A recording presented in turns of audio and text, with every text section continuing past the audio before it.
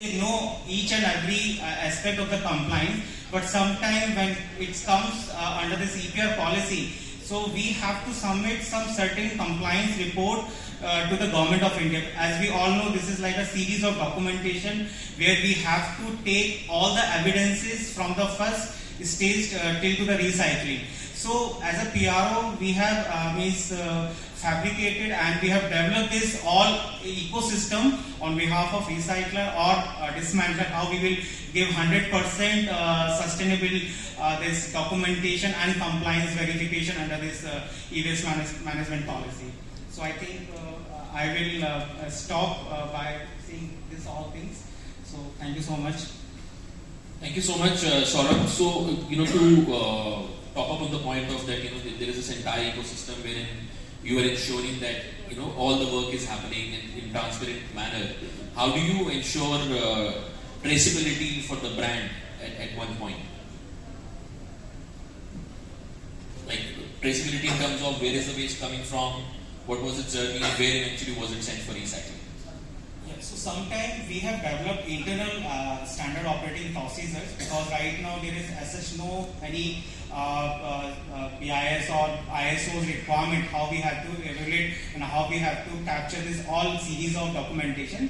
So as a PRO, we have give this extended training to all the stakeholders how they have to manage their all the permits before they start under this ecosystem. So for example, if I am working with the aggregator, there is no as such any compliance requirement goes to this aggregator.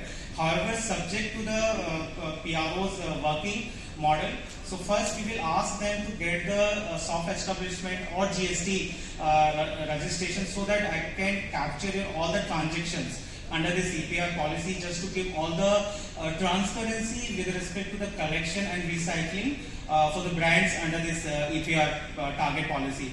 One thing. Second thing, as I told you, this is again like stages where we have to work from the collection till to the recycling. So every stage there are certain documentation required. Sometimes recyclers or dismantler know about that thing, but sometimes as a partner or as a extended arm for these stakeholder, as a PRO, this is my responsibility how I can manage this documentation work on behalf of recycler, and after I have to submit this documentation to government as well as to the brand owner. So for the transparency, we worked on the downstream activity where we will do all the traceability, and we will take all the documentation with respect to the all the transactions in between dismantler or recycler with their downstream, because again we have to work on the circular economy and we have to give this all data either under this carbon policy, or like how I am taking all the material from the electronic item and how I am reusing that material in different industry segments. Okay, sure. And firstly, thank you so much for the insightful talk. You mentioned a lot of objective facts, which I think were very helpful for everyone hearing it.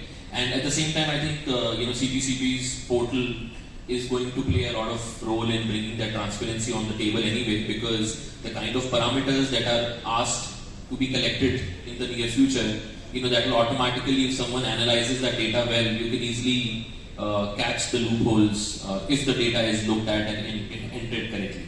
But yeah, I think that's definitely a very good step in the right direction, a welcome move by CPCB. And that's why I say,